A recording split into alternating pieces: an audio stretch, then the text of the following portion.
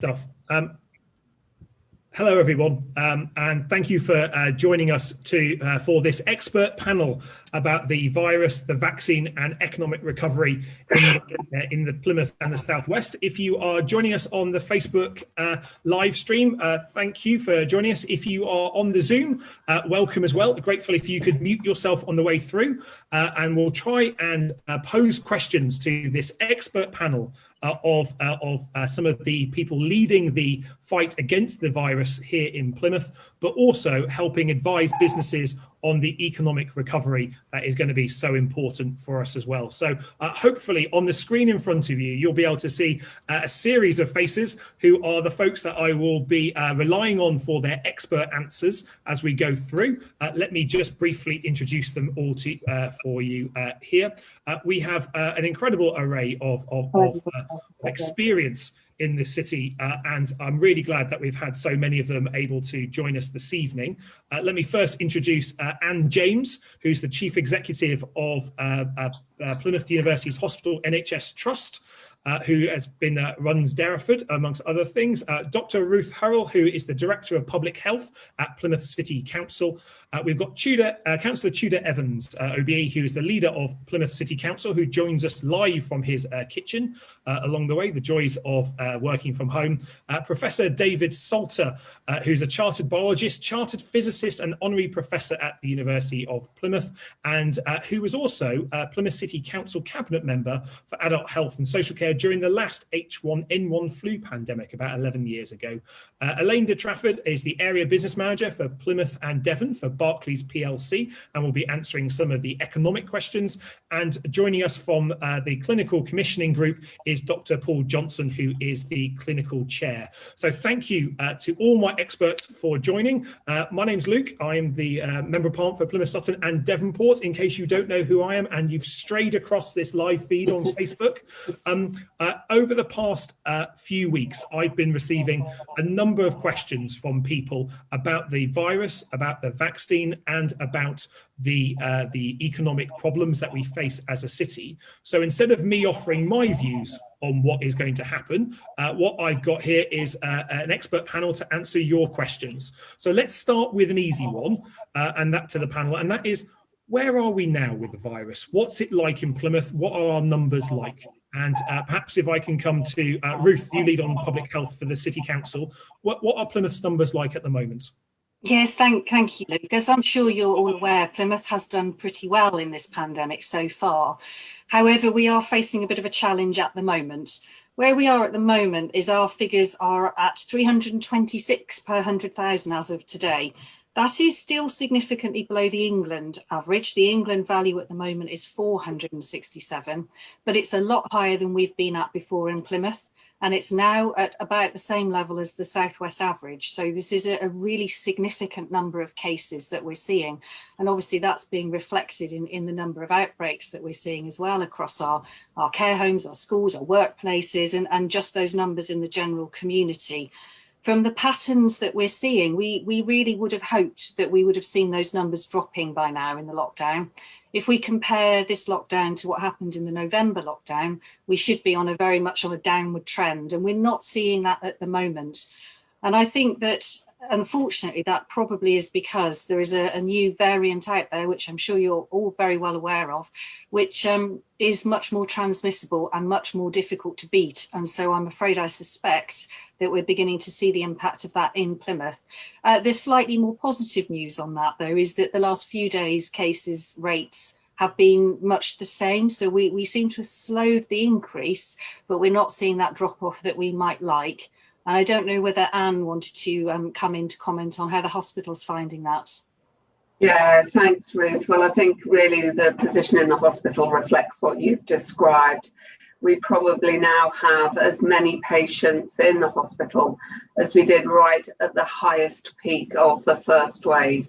So it does feel very, very busy. And a number of those patients, we've got in excess of 100 as of this morning, and a number of those are in intensive care. I think one of the things that's just a bit different this time than the first wave is that, of course, we have been trying to do all the other usual hospital-based activity.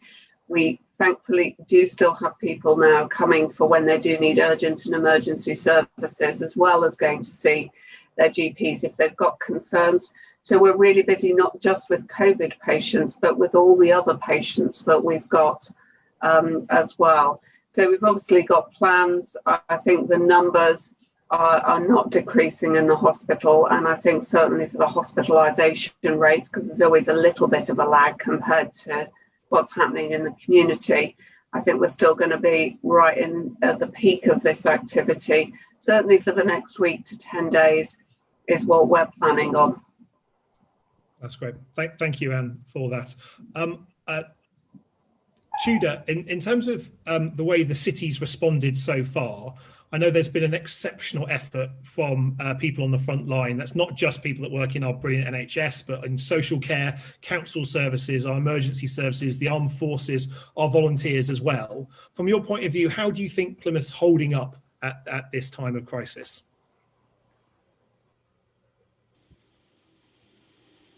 You just need to unmute there, Tude, sorry. Sorry, Luke. Yeah, well, I mean, I think the one thing that we can be grateful for is that Plymouth's record on partnership working has stood us in really good stead up to this point. You know, we're not one of those places that invent a lot of things from scratch. We had a lot of the relationships and a lot of the boards and bodies already up and running beforehand. So it meant we could plug in. I mean, we're a city that lives with potential disasters all the time. I mean, for example, we have regular rehearsals for things like dockyard emergencies. But this is, of course, completely different, because normally, and when an incident occurs, you have the incident and then you work away from the incident to getting back to normal. With this, you're almost running towards the incident.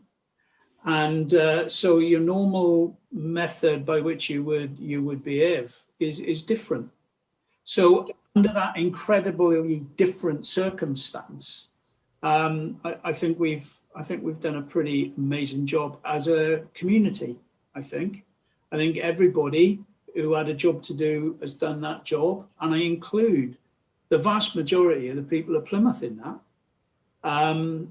You know, if you think about the way in which we've managed to, I mean, we're at 269 in the league table, right, in terms of infection rates, right? So, you know, normally I'd be screaming if we were that low down a league table, but actually I'm quite happy with it at the moment, because it means that, you know, what is being done is working. It could be better, and we still want people to make sure that with the new variant that's here, that we have to work a bit harder now on keeping safe and distancing and washing hands, but also about staying at home. We still have to do that. We have to keep repeating and repeating and repeating that message that, you know, it is about taking the pressure off the NHS by our own behaviour. So it's not to say people have been misbehaving, but they need to be even better than they've been.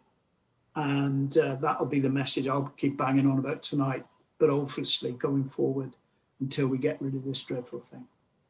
That's excellent. Thank you, Tudor. I'd like to bring Elaine in from Barclays. Thank you for joining our panel tonight, Elaine. As a representative of a bank, you must be interacting with an awful lot of businesses in our city at the moment. What's the sense of how businesses are holding up at this point in the crisis? Yeah, thank you, Luke, and thank you for inviting me on as well. I really appreciate it. We're seeing a real mix at the moment. So, I mean, it's probably true to say we've seen years worth of change in less than a year. And some of the businesses that we look after are coping with that really well. And actually it's opened new doors and new opportunities. Other businesses haven't. And some of that's industry led, depending on what type of industry you're in. And of course, we have a lot of hospitality and leisure in and around Devon as well. So have been greatly impacted. So, yeah, I think it's case by case, which actually makes it really interesting. And we have a team of managers across Devon that deal with individual customers, so that's great. So we're trying to take it one by one and trying to work through it with them, with the various packages and bits and pieces and grants and helps that we can help them with. So yeah, so it really is a mix. That's great. Thank you. I'm going to start with some of the questions that we've had submitted in advance here, because we've got a number of experts on here. I'm quite keen to hear what's going on. I've got a first question, which is about the new variants. And that is, it's from Jenny, who asks, how different are the new variants?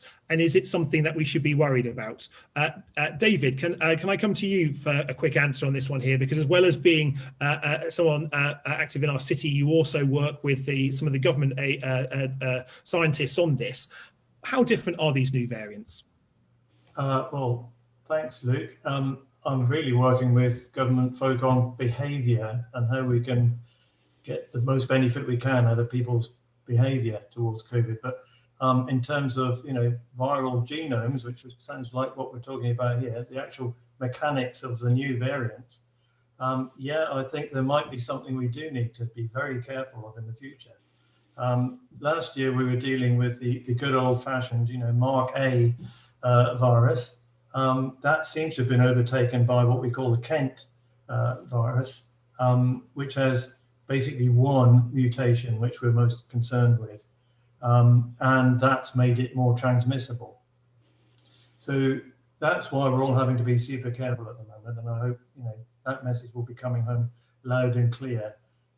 Both from, for example, that very moving video you may have seen from Derriford, and all the other folk tonight, I'm sure, will be saying the same thing. That's what we've got at the moment. But of course, the particular type of virus that we're dealing with here, coronaviruses, mutate quite frequently. And we don't just need to worry about the one we've got now, which has already sort of outcompeted the old-fashioned one, Mark A, as I call it. We've also got the South African one and the Brazilian one coming down towards us. Now, they aren't hugely in evidence at the moment, so far as I'm aware, but they both have two additional mutations besides the first one.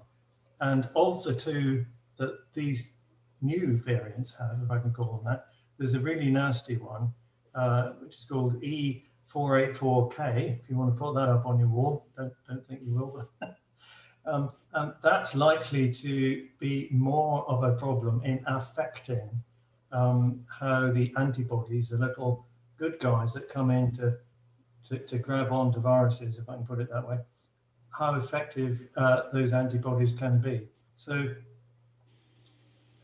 so far as I'm aware, Public Health England, and Paul may be able to give me further up-to-date information on this, but basically the scientific powers that be are on the lookout at the moment to see how much of an influence these new mutations in the newest variants might have on the effectiveness of the vaccines that we've been developing. So we hope it will be okay. With the existing, the Kent variant, it pretty well is okay, but the new ones, South Africa and Brazil, will need to be watched. Thank you for that, David. It seems that we're in a race between vaccination and evolution of the virus in that case. And that's a good time to bring in our final panelist, Paul Johnson. You're part of the clinical commissioning group that's been leading some of the vaccination work in our city. And you've got an image of pavilions behind you, which is where one of the vaccination hubs are. How is vaccination going in the city at the moment? So vaccination is going really well. I was down at Pavilions just under 2 weeks ago, joining the team and vaccinating people as they were coming through, and it's a really impressive setup, and I think it is, it just shows it's not just the GPs that have come together to do this. It's the it's the people who run Pavilions. It's the local council. It's volunteers. And so it's that collective effort that's produced something like Pavilions, which is, I see throughout Devon, this sort of place being set up, being able to deliver the vaccine. We've got enough people to staff these places, and we've got enough people to give whatever vaccine we get through into Devon to give to our population. As far as numbers of people being vaccinated, I don't have purely Plymouth numbers. So we cover the whole of the county, but for the whole of the county of Devon, up until now, we've given just shy of 100,000 vaccines, and the majority of those being first doses. And that's great. Numbers-wise, that puts us towards the top of the rankings across the whole of the country. So it's a really positive news. The majority of those obviously are going for those top 2 priority groups. So our care homes, the GP practice are getting out into care homes, and by the end of this weekend, we envisage having the vast majority of those done with their residents vaccinated, and probably just a few that we need to get into in the beginning of next week, and then all our care homes will be vaccinated. Not every care home resident will be vaccinated. It'll be offered to everyone. Some who've got coronavirus at the moment, we will have to go in 3 or 4 weeks' time to vaccinate them. So it doesn't mean every resident, but it does mean that we've visited every care home and everyone has had the opportunity, whether they be a carer or a resident in that care home. That's great. The over 80s we're aiming at and aiming to get vaccinated, and the vast majority of them we envisage being vaccinated by the end of this end of next week, and ready then to move on to the priority groups 3 and 4. So that will be then everyone aged over 70 and those who have been classed as clinically extremely vulnerable, so those who have been shielding. And then if we can get the vaccine through from central delivery, then at the moment it looks like we're on target for that middle of February target of getting all of those 4 top cohorts vaccinated. So it is a really good news story. Everyone is feeling really positive in the care home, in the vaccination centres. I had people in tears. So people over 80 who haven't left their house since March are coming in and getting vaccinated, and it's an amazingly emotional time. We had staff in tears just because it felt emotional, and it felt like we were doing something that was making progress that might be the start of us being able to move away from this. Couple of things on that, Luke, if I may. The first thing I think is just really clear, what is this first phase of the vaccination trying to achieve? And it's targeting those most vulnerable, those most likely to benefit from the vaccine, and those most at risk of becoming seriously ill and dying, so that we relieve pressure from the NHS, like Anne has just been describing, and we reduce the number of people who are dying. We get those daily death numbers coming through, and it's horrific, and so that's got to be our priority. This first phase of the vaccination isn't about reducing restrictions and coming out of lockdown. It's about sustaining our NHS and reducing the number of people who are dying. Later on, it's our route out, but at the moment, we've got to prioritise those high-risk groups. Great, thank you for that. As far as the new variation, I was just going to follow on the new variation, because people might want to know whether that's covered. The evidence so far is that for the Kent mutation and for the new variant coming out of South Africa, the current vaccines look as though they are effective against it, but we keep the evidence coming the more people we vaccinate. So it looks as though at the moment, I don't know about the Brazilian one, but for those 2, it looks as though the vaccine does seem to be giving us some protection for those. Great, thank you for that, Paul. That's good and positive news that there's a good amount of vaccination going on in the city. Anne, can I ask you a question about vaccinating those people that are working on the front line in our National Health Service? Because lots of people have said, are they being prioritised? Because as well as the groups that Paul has just outlined, there's been questions about other key worker groups. But can we deal with the ones you look after first? How's the vaccination for your staff going? Yeah, well, it's going really, really well. So Derriford was one of just 50 hospitals in the country that could be our hospital hub. And that's because we've got the special fridges and set up to deal with the AstraZeneca vaccine, which needs to be kept at a special temperature. It doesn't travel very well. But it's been a great effort both for our staff and across the city. So it's not just Derriford staff, it's working with Live Well and where we can, supporting those wider priority groups. So we've had in excess of, I would say, over 20,000 vaccines on site, and of our front-facing clinical staff, not just for Derriford but for Live Well as well, as we bring those together, then we've done over 90%. So we have done, I love the NHS when it's got a difficult job to do, it absolutely mobilises. I think the other thing we shouldn't forget, which is a great story, for Plymouth, is that we still and continue to participate in developing new vaccines. So we do the vaccine trials here as well. And for one of them, which is from AstraZeneca as well, then actually we are the best recruiter in the world. So just tremendous. So we've got 3 vaccines approved. We're still working on getting more, and that's right here in the city.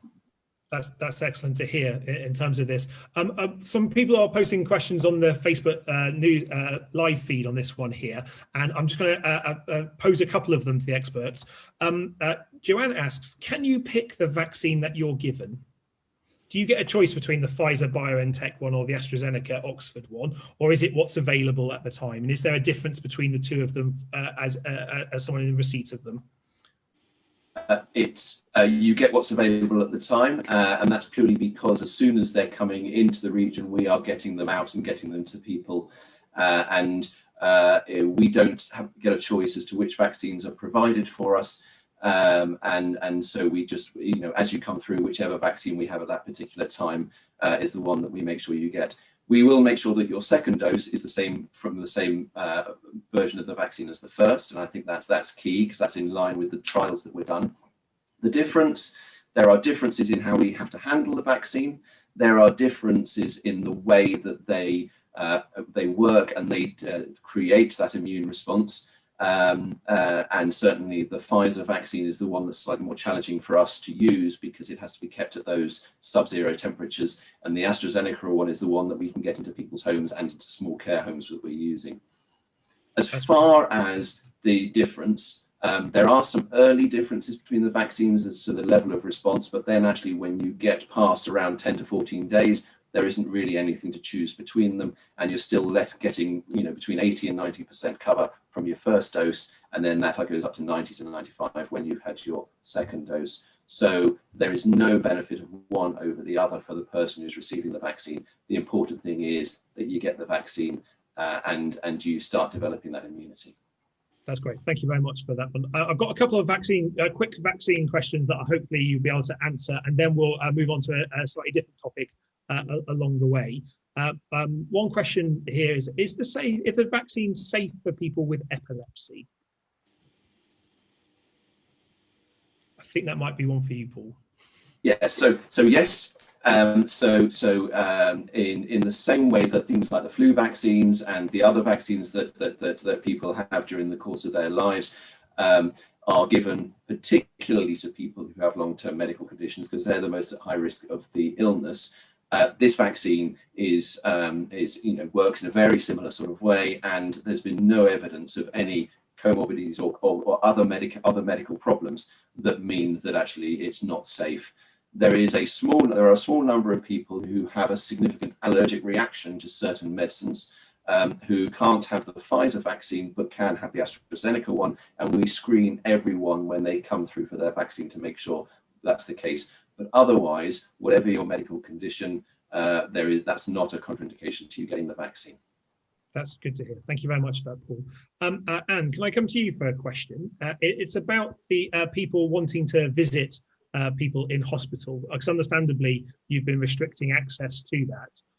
If someone is in hospital at the moment and people want to send messages or care for them, is that something that is available to them? Yeah, it is, and it's been one of the really difficult decisions we've had to make throughout the lockdowns and the pandemic. But it's really important that we reduce the footfall coming into the hospital. So clearly those who are critically and very seriously ill, then on a real exceptional basis, we will work with the families to try and facilitate support. In terms of other people wanting to send messages, then we can do that. That's either via the wards directly or through the patient advice and liaison services. I know it's frustrating because often relatives are trying to phone up or organise FaceTime and so on with the devices we've got in the hospital.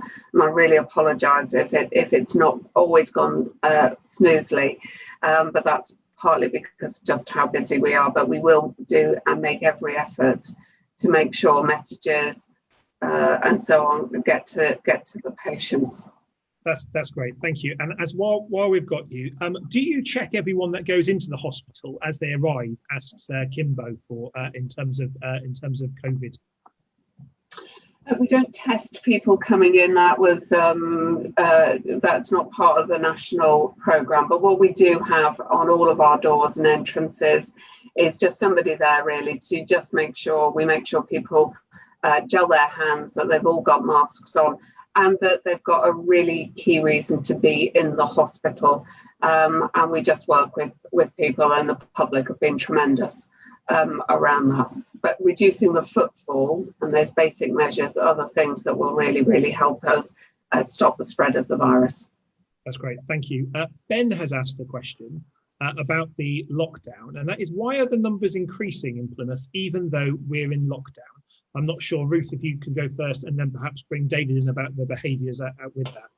Yes, that'd be great. I mean, first of all, you expect rate to continue to climb for some time after the lockdown, because the trouble is that the transmission pathways, they've sort of already been set. So the people that have already been infected before we went into lockdown, they are going to get ill, and they may well infect other people as well before we manage to start to reduce those levels.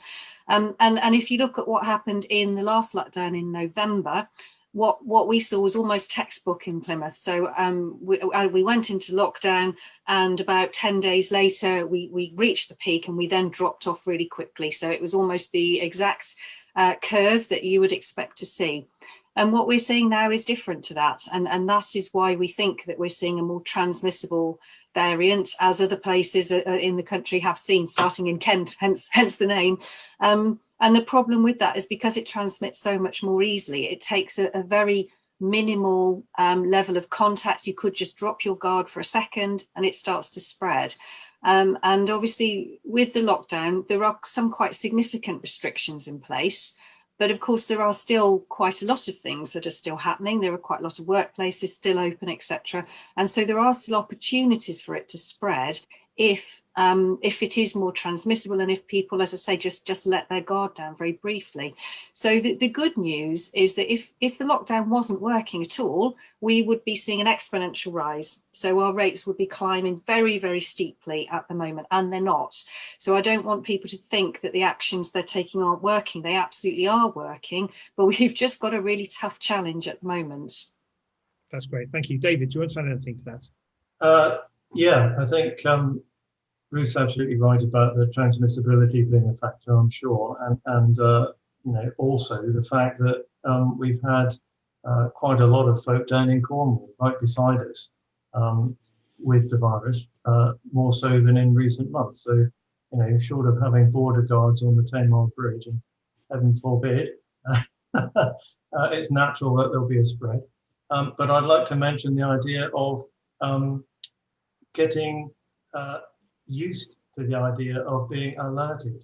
You can be frightened of something, you can be wary of something for a while, and then it becomes almost normal and your guard can drop.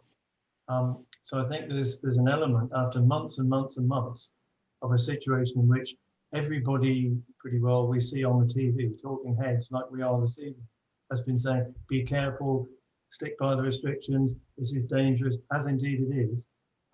People become acclimatized to that almost, and they think if they've survived today, they therefore will survive tomorrow, and it ain't so. You know, there is still the danger, but there's that danger of accommodating yourself to the situation and not remembering that things can be difficult. So with the new variant that we have, as was being said in comments about the so-called REACT-1 study that people may have seen on the media today, there's likely to be a slower decline in the cases, or certainly the infections, than we did have in the first wave.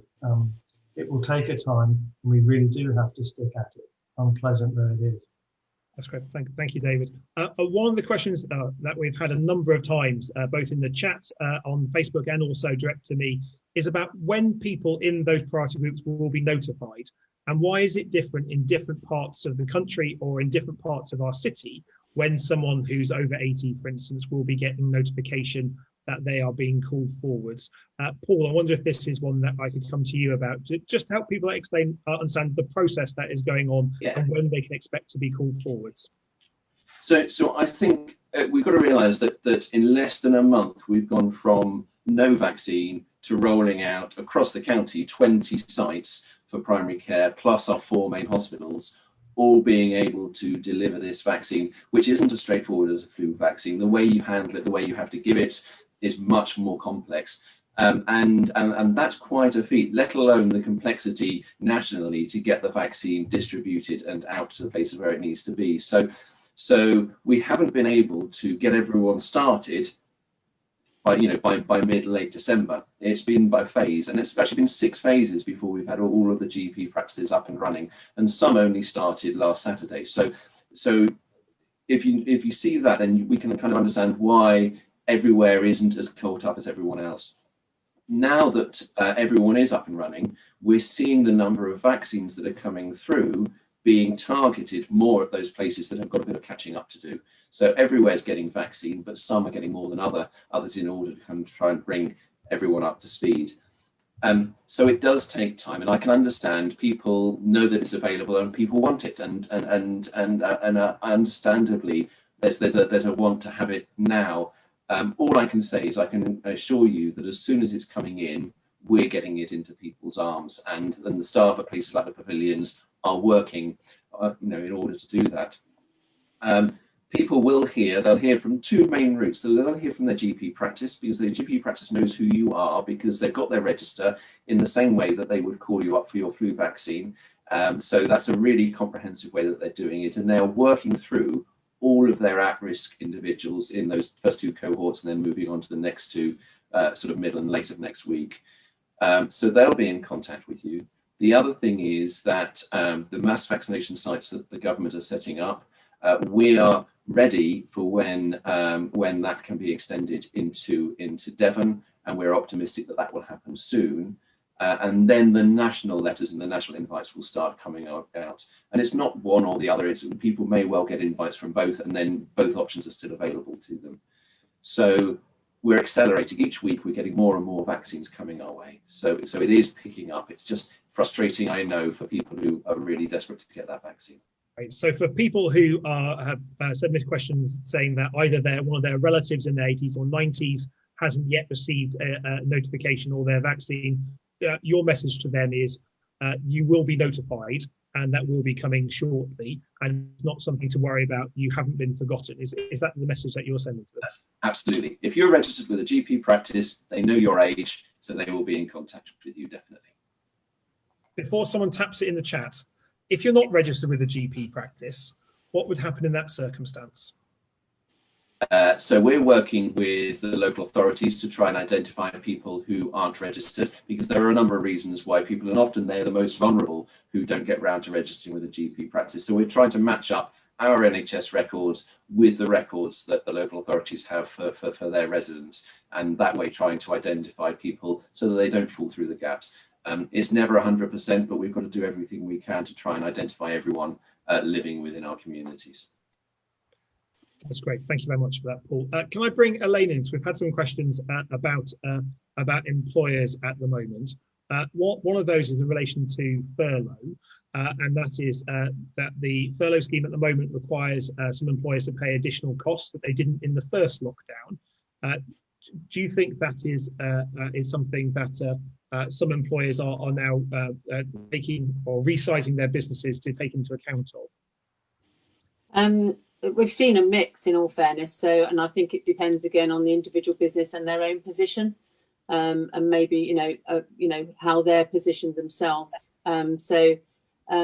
Yeah, some are topping it up and making it work, and others I think have found that quite a big gap, so perhaps haven't managed it quite so well. There's different, not necessarily to do with furlough, but we're trying to look at other ways now of helping those businesses as well. So if they've already taken the benefit of the bounce back, etc., to try and support them and help them with cash flow, we're now trying to see whether there's other bits and pieces we can do for them that might ease some of the pressure, which again, that might ease the cash flow, help it along, which might help them make that decision about the furlough. But I do think as well, probably the first lockdown in particular gave businesses probably one of the only times they've ever had to stand back and actually look at their business as opposed to being in their business. So we did have a lot of businesses coming to us talking about changing their business model, changing the size of how they were working, working from home more than working in the office, so cutting those expenses. So probably a bit like probably all we are with the businesses that we work in. It's just the same for those, just on a different scale. So yeah, I think it's a real mix. It's really difficult to say, but some businesses are doing particularly well, and it is starting to work, and you can see it starting to happen now. So, but diversifying a lot of them as well. Great. Thank you, Tudor. I was just going to update people a little bit with what we've been doing economic development wise in order to help with business stability. I mean, unemployment has gone up dramatically, Luke, as you know, but we've been working ever so hard to get the what government grants have been coming down to us out as soon as possible, and we've had a bit of a breakthrough in the last couple of days in being able to devise a system for automatic payment. So if people are getting grants, they don't have to keep going round and round the houses. It's quite a breakthrough for that, because obviously the government keeps giving us chunks. At one point, I mean, we're dealing with a dozen different grant regimes, including we were in tier 3 for a week. There's a whole system devised for us to administer. It's incredibly time consuming, and we've had to turn our rates department, which is normally they get up in the morning to take money off people. We've had to turn them into people who give money to people. It's quite a counterintuitive behaviour from their point of view, but they've done it very well. We've had £57.7 million worth of grant funding from government. We've paid out 51.35 of that since the start of the pandemic. Believe it or not, there are still people who haven't applied for grants they're entitled to, and we keep reminding people of their entitlement. But since April, we've paid 6,699 individual business grants out. And we've also done discretionary relief to 818 businesses. We've even given 100 Plymouth wet pubs the Christmas support money that they wanted, although £1,000 neither here nor there, I guess, but it was something. So we continue to press government to ask them if they could simplify the grant making regime, Luke, because it's complicated, particularly for the small business sector. But council resources are being deployed to try and make it as easy for people to get hold of the money and to keep their businesses going. There are still huge gaps. You know, what type of businesses are the ones that haven't applied for support yet? Do they tend to be smaller businesses? Yeah. They are smaller businesses. And I mean, obviously we're using all our networks. Federation of Small Business, Chamber of Commerce are constantly doing it. We are writing to people. I mean, you can only write to people so many times, and people may have reasons why they don't want to apply for the money. Some people might do it on principle. I just don't know. It's a small number in the overall scheme of things, but puzzling nevertheless as to why people haven't done it. It'll make a difference. Thank you. But you know, we're doing our best to try and keep the economy going, and we've also set up a scheme which we've called Resurgam, which is a sort of building back kind of project, which involves 4 principal pillars of the economy over 11 sectors, and we've deployed basically private sector leads on each of the 11 sectors. So people who really have got a passion and an expertise, and they're supported by council staff, and we're doing some amazing stuff. I mean, Anne will know, Ian McFadden, for example, at the Science Park, and what's happened with the new lab, and how exciting that prospect is for the city. And there's been some, amazing stuff in adversity where Plymouth's creativity and nous and pioneering spirit has really brought things to bear. And it's you don't want to kind of get too excited about adversity, but I have to say that it's shown Plymouth in the best light, in terms of how we're trying to tackle this. It's a really great effort. Thank you, Tudor. One of the questions that we've had in is in relation to mental health crisis during this period. And so I appreciate you might not necessarily be mental health professionals on here, but can I ask our medical and public health colleagues how Plymouth is responding to the increase in the number of people who are finding themselves with mental health problems and in mental health crisis, because it is something that does seem to be presenting much more frequently during lockdown for very obvious reasons. Yes, if I could start with that. You're absolutely right. I think people have really struggled with this pandemic, and whether that's low-level mental health issues or, as you say, exacerbating those people who perhaps already have an existing mental health problem that's become worse with COVID. So we absolutely understand that. And the providers of mental health services across the city, whether that's the sort of lower level wellbeing support, have been working together to make sure that we're doing everything that we can to support those offers, and also linking people up with other people perhaps in the communities that can support them as well. So there's a range of different services available to support that can be accessed through Live Well Southwest, who are our provider for mental health services, and there's a wide range of support there that people can access for themselves, and we'd encourage them to do that. And we've also been trying to support people in just thinking about how they can support their own well-being. And I know that sounds that's easier said than done at the moment, but the importance of things like trying to get out for a daily walk, trying to observe what's around you and take an interest in nature, trying to speak to people, because, you know, one of the things I think there's a little misleading sometimes is we talk about social distancing, and it's not social distancing, it's about physical distancing.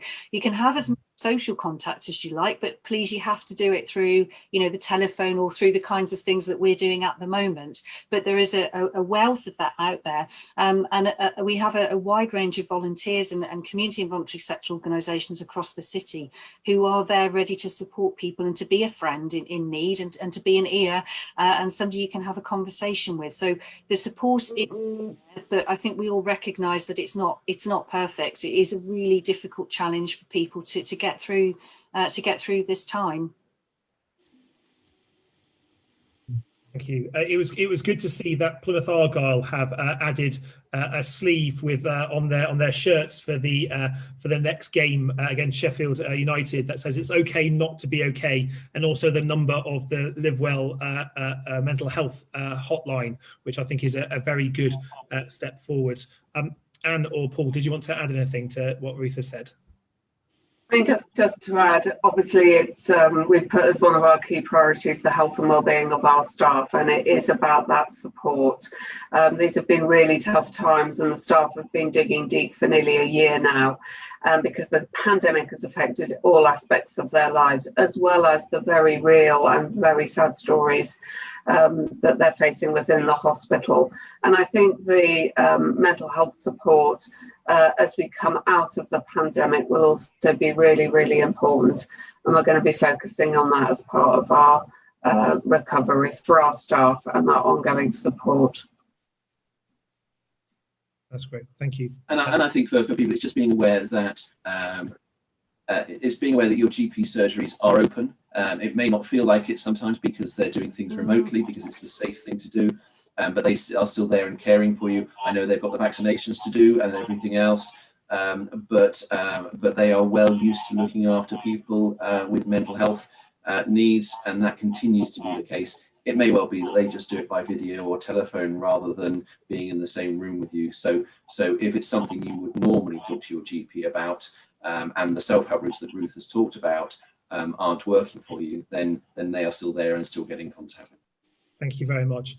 I've had a number of questions around the second dose for the vaccine, and people asking questions about why the second dose has been delayed, and is there an impact on the vaccine because of that delay? I'm not sure, Paul, if you might want to pick that one up. Yeah, absolutely. So you know, people will be aware that the vaccine initially, when the Pfizer vaccine came out, it was the second dose was given 3 weeks after the first, and then just before New Year, we had it on the national news that would change for that and for the AstraZeneca vaccine for it to be pushed out to 12 weeks. There is some good evidence to suggest that the initial immune response continues for that 12-week period, and our experience of vaccines to date show that having that second dose at that 12 weeks is not detrimental compared to having it at 3 weeks. And the reason that we've done that is because then in this first 12 weeks, we can vaccinate twice as many people and twice as many of those high risk groups. And we wouldn't be anywhere near having covered those first 4 priority groups by the middle of February if we were giving the second dose as well.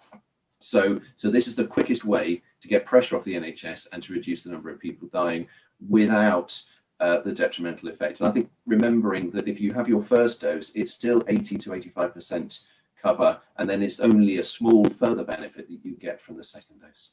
Okay. Thank you. David, did you want to add anything to that? I saw you nodding. Just quickly, Luke. Yes, thank you. Absolutely agree with what Paul's just said. I was rather sceptical about this when it was first announced, but having looked into it, I think it's overall a good thing. Can I just underline to people that may not have heard this very much, if at all, that even if you're lucky enough to get your first jab, you are not covered right away. You know, it takes time for the immunity to build up. And I think that bears repeating, because although people are very happy when they get their first jab, they shouldn't be walking out of the door and thinking, I'm out of jail free.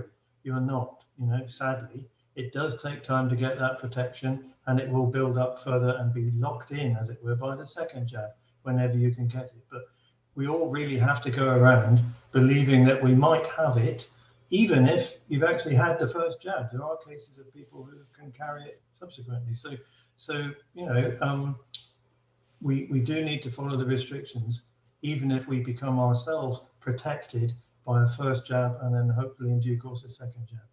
Thank you, David.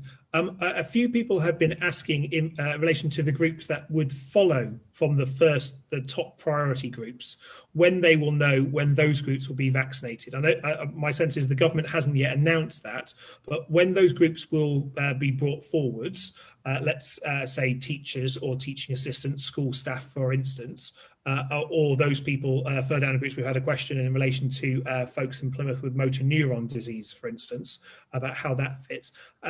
When will those groups be informed in the same way as you are planning at the moment, or is there a sense of timeline? I suspect not, but that's the questions that we've had.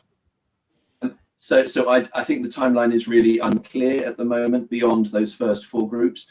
The 10 priority groups, you can get that there on the government website, and they are really clear as to who they are. The majority of them are divided by age, with group 9 being those aged 50 and above. But there are some places within there. So category, priority group 4 includes those who are clinically extremely vulnerable. So someone who has motor neuron disease is likely to be within that group and should be being part of this next few weeks of vaccination. Then it's when we get down to group 6, you then start including those people with complex medical conditions but aren't at that sort of level where they would be clinically extremely vulnerable. As far as different occupations are concerned, that's not being considered in that hierarchy, because the evidence as to the people who are most vulnerable is very much about age and about your clinical conditions. And so that's why those priority groups have been determined. And I think, just to put it in context, to vaccinate people in care homes, you have to vaccinate 20 people to save 1 life. So that's a really small amount in order to actually have that impact. For everyone under 50 with no medical health conditions, you have to vaccinate 47,000 people to save 1 life. So that's quite a stark difference. And that's why we're targeting the most at risk first from their age and their clinical conditions, rather than those who potentially are in high risk situations for those, of actually getting the virus, for example, in schools and in supermarkets, in the police and so on, when they're having lots of interaction with a large number of people. So that's the approach that will be taken. Thank you. We've had one question, will we have to have a vaccine jab every year like the flu jab, or is this a one-off? Quite possibly. And I think David's point earlier that it does mutate in the same way that the flu mutates makes it a real possibility that the vaccination could be business as usual. I think that's a long way away from saying social distancing and masks will be business as usual, but it may well be part of the annual vaccination program in the same way that the flu vaccine will be. And as we get more used to the way we vaccinate and these vaccines become more readily available, it should be relatively straightforward to include that in the annual vaccination programme that your GPs already do. Fantastic. Thank you to everyone who's been putting questions in the chat. There's a lot of questions, and I think what I'm taking from this is a real desire to know more from people in Plymouth, which I think is something that certainly the faces on the screen here have the ability to communicate more about. In the last 10 minutes or so, I just wanted to kind of come to each and every one of you just to get a final thought on what people in Plymouth can do to assist. And I'm going to start with Elaine in terms of the things that your message to businesses at the moment, especially those that might be struggling. What would your message be to them, Elaine? My message would be to talk to your banks, so whoever that is, and to talk through your plans, what you're thinking of, what you're doing, because there's the government schemes out there which are great, but there's also other things that they can help with. That you might not have thought of. So please speak to them, talk things through with them and see what's on offer. So that's what I would recommend. That's great, thank you. And I will be cheeky and add into that one, shop local as well, because if we keep the money in our local community, it will support more jobs. And I think the Get On Plymouth shop local campaigns have been really fantastic. And certainly I think on the Shop for Plymouth website, there are lots of local businesses that are able to deliver stuff in the local area. So you don't just have to rely on any large internet companies that sound like large South American forests, whether they pay their taxes or not. That is probably me being cheeky and adding that one in.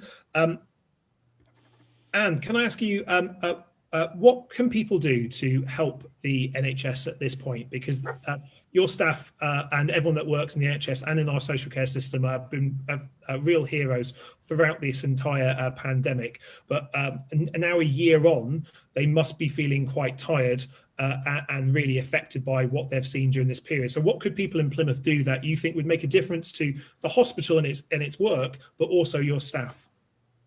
Yeah, well, the people of Plymouth could, carry on doing what you've been doing, because you've been doing so well. I know it's been a long old haul, but behave as if you have got the virus. Make sure that you keep your physical distance, comply with the regulations, and hands, face and space. I think if we can really keep plugging on that, then we'll really help the NHS and all our other care providers come out of this pressure. The pressure is huge and it is very, very real, but people have been doing really, really well. Keep doing it, keep encouraging others, and I think we'll continue to do the best that we can. Fantastic, and I'm grateful if you, I think you can pass our thanks on to your team who are doing an amazing job in respect of this, and to colleagues at Live Well and the other bodies in Plymouth as well. Fantastic.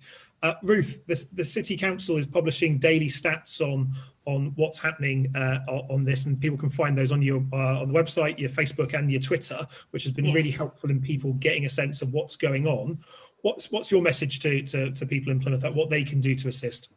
I think Anne summed it up really, but the one thing I would say is we get a lot of questions about what the lockdown allows me to do. So, how do I interpret the rules? What can I do? Am I allowed to do X, Y, and Z? And I'd really encourage everyone to think differently about that. The rule is going to be, please do the absolute minimum that you can get away with. So, if you have your own garden, play with the kids in the garden and leave the playgrounds for people that don't have access to a garden. Please don't think about travelling long distances to go for walks. When you think about what the staff in the hospital are going through to try to handle and to deal with those people who are so ill with COVID, it helps to keep the perspective on what we are trying to do and why we're all trying to work together. We know an awful lot of people are doing their absolute best to follow the guidance, and I'd say a big thank you to them. Please keep it going, and please just keep every contact down to an absolute minimum for the next couple of months, and let's really get this tackled and look forward to that great shining light of the vaccination. Thank you very much for that, Ruth. David, as someone who is advising the government on this one here, in terms of behaviour and the things that people in Plymouth should be looking out for, is there anything in particular that you could advise people to do after a year of having done that stuff already? Well, firstly, keep on doing it, as I think Anne was mentioning. but yeah, just two things I'd like to make as points, please. Firstly, I've worked in the NHS and I've done lots of voluntary work too. In fact, all that I do now is voluntary. And I think as well as applauding and being really grateful for the work of our NHS professionals, we should also applaud and be really grateful for voluntary workers and do whatever we can to support our local communities in building up that social cohesion. And we may not be able to physically be near to them, but as Ruth rightly said, it's you know, there's a social aspect to this too, which we should build up. And I think we've done pretty well in respect of that in Plymouth. We should carry on doing it, because if we're helping other people, we'll feel good about ourselves. That will help our mental health and our physical health, as well as the health of the community. So, you know, well done, Plymouth. Keep up the good work, but don't leave it all to the professionals. And then finally, and very importantly, I think, I was on Radio Devon this morning at crack of dawn, dealing with questions about anti-vaxxers and is the vaccine safe and all those things, the conspiracy theory stuff, which we haven't really touched on this evening, and perhaps that's a good thing. But I'd suggest that anyone who's feeling slightly worried about any of that, people in Totnes, for example, should actually ask around. Talk to professionals if you're willing to trust them. Do your own literature search, do your own investigating, because don't believe any one source. Check it out right across the board. Do your own legwork, and I think then you'll find out that the conspiracy theorists have very little to stand on, and that the consensus of the professionals, the people who are dealing with health all the time, is based on good sense as well as good science. That's a very good point. Thank you very much for that, David. And certainly, I get challenged by folks who don't believe this, don't believe concerns around this. And certainly, I think it's up to all of us to help encourage people to get the news from reputable sources, and to help people who might be very scared at the moment and worried, who might be consuming a diet of things online that might be unhelpful, that makes them even more scared, to be able to get their news from other sources and to feel confident that the people in Plymouth, those people that you see on the screen and others, know what they're talking about in relation to this. Thank you. Paul, we didn't manage to get to the questions that we've had a number of times about people who can't work from home, shop workers, people that work, teachers, for instance, that are, I think, have a good case for vaccination in terms of this. What's your message in terms of those people who are waiting for a vaccine, who are not yet in their top priority groups, who might be worried about when they might get it? Yeah, I mean, I would say to everyone who is really, you know, desperate to get the vaccine, be patient. I know that's really hard because, you know, it will take, the vaccine needs to be manufactured, needs to be got out, and needs to be got into people's arms, and that all takes time. And actually, compared to everything else that we've done within health systems, this is phenomenally fast. And it is going at a pace that we've never seen these sort of things at before. It just often doesn't feel fast enough. And I think for those people who are concerned because of them having to work and come in contact with lots of people, we will get people vaccinated, but we are going to do it based on their own personal risks of becoming seriously ill or ending up in hospital if they have COVID. And that's why those age brackets and those clinical conditions are the things that we're going to be basing it on, and not necessarily on professions. But the plan is to get everyone vaccinated so that we can get back to a new normal that feels much more like the one that we want, you know, to live in and to exist in and to interact in. So please, I'll just ask for patience, I think, however hard that might feel at the moment. Thank you. And if you could pass on all our cities, thanks to all your teams that are working so hard in the local vaccination centres, and also in the GPs and the pharmacies that are working on this one here. Tudor, can I come to you for our final thought from the panellists about what is the future going to hold for our city as we come through this this crisis? Yeah, that's a very good question. I would just offer a couple of other observations, Luke, about frontline workers. I think, you know, it's important to remember that teachers, shop workers, council, road repairers, all are frontline workers, all need our thanks to go alongside everybody else. because they've been helping to keep society going. And so, you know, the first bit of first request on me is to continue to be kind and be kind to those workers. The second thing I think is, I've got to keep repeating it, but be a good Jana, look out for your Nana, and remember actually that, you know, by your own actions, you can actually help to protect your family and your neighbours and your friends. In terms of the economy, you know, the council works very hard on trying to work with partners to save lives. I mean, we're not in charge of the vaccination process, that's the NHS. We'll continue to pass on any requests that we receive to CCG for their attention. What we'll be also, we're focusing on making sure care homes are as COVID secure as we can make them, as we're working with partners on that. And then on the economy, well, we are optimistic about our economy. We've got, because of the investments that we have made over the last decade, we have a pipeline, and we are beginning to see that pipeline flowing with new investment. I mean, we've even had 2 hotels open up in the middle of town in the last 12 months, in the middle of a pandemic, would you believe? And that doesn't happen by accident. It happens because we have a cunning plan. And not only do we have a cunning plan, but it's actually an action plan. And there are many, many things, good things that will be happening in Plymouth to secure our economic future over the next 12 months. There's much to be optimistic about if we get through this. When we get through this crisis, Plymouth will, I'm sure, be stronger than we're feeling at the moment, much, much stronger. And this city is built on resilience, and we've made more comebacks than, well, I'm trying to think, Sam Allardyce. And you know, we're really good at this sort of moment in time, and we're already proving that again. Thank you, Tudor, for that, and thank you to all the panelists for joining us this evening to answer your questions. There's a lot of questions that we weren't able to get to in this time here, and I hope that if you want answers to those questions, you will look on the NHS website, on the government gov.uk/coronavirus website, and for economic support, the City Council has resources on its site, plymouth.gov.uk as well.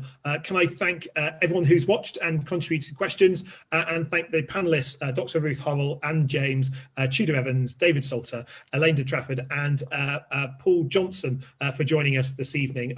This, for me, has been a really useful experience listening to the experts at the front line. And I would just want to echo the sentiment that's been passed on here.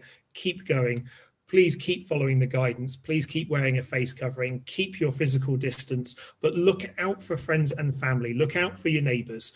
There is something that is really important about our community being strong at this point here. So if you haven't heard from someone recently and you want to check in on them, do give them a call. And I think asking them, are they okay, twice, I think is always a good way, because in Plymouth, we'll always go, "Ori," and then we'll go, "Ori," back. And the thing is, that doesn't actually sometimes get to the heart of how people are feeling. So do ask them a second time as to how that goes.